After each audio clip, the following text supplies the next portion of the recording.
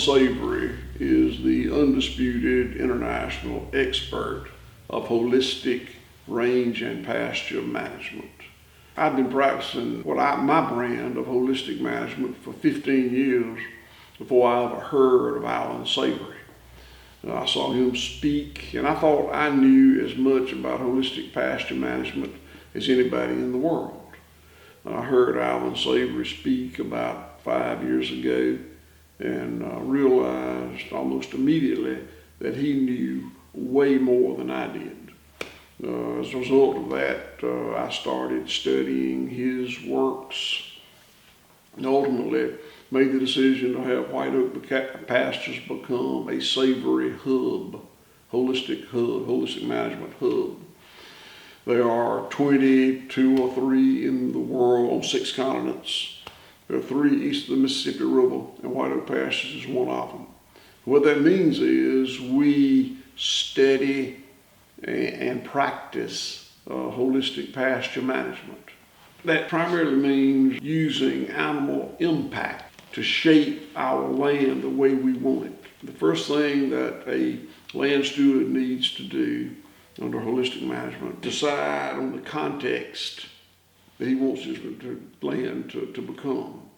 And for us, that's a savanna, warm, seasoned, perennial turf of many, many different species with 20 or 30% shade. We use animal impact to achieve that.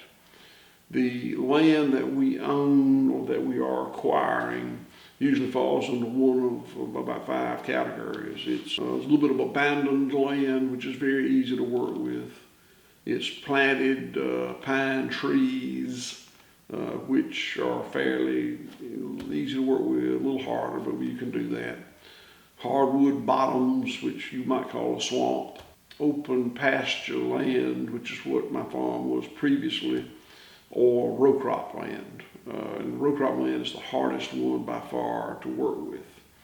Row crop land in my part of the world has been farmed to death with the southern trifecta of corn, cotton, peanuts in rotation. Monoculture corn, monoculture cotton, monoculture peanuts rotated with each other. Each one of those crops farmed industrially is held on the land.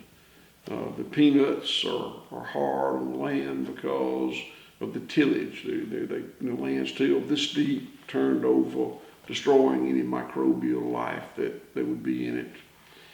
The corn is hard on the land because of the amount of chemical fertilizer they use. They might put 300 pounds of elemental nitrogen out there, which oxidizes any organic matter that's forming.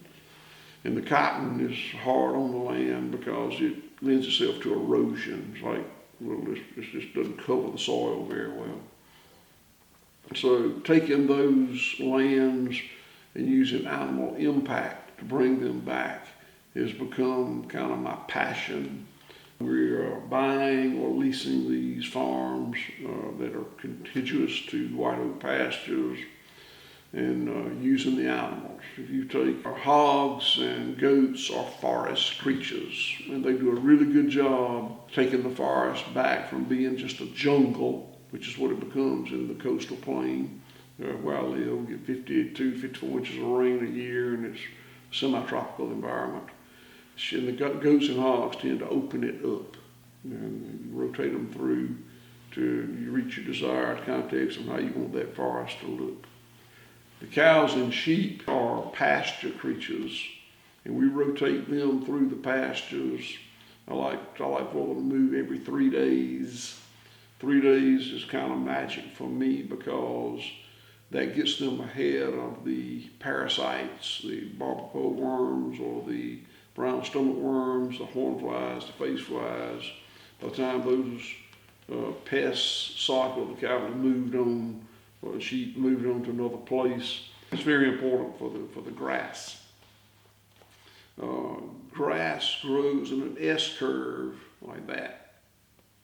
So if you can let the animals bite it off and move them before they bite it the second time, the recovery period is exponentially faster than if they continually graze it and graze it and graze it and deplete all the energy in the roots. So moving those animals every 3 days has a wonderful benefit both on the land and the animal.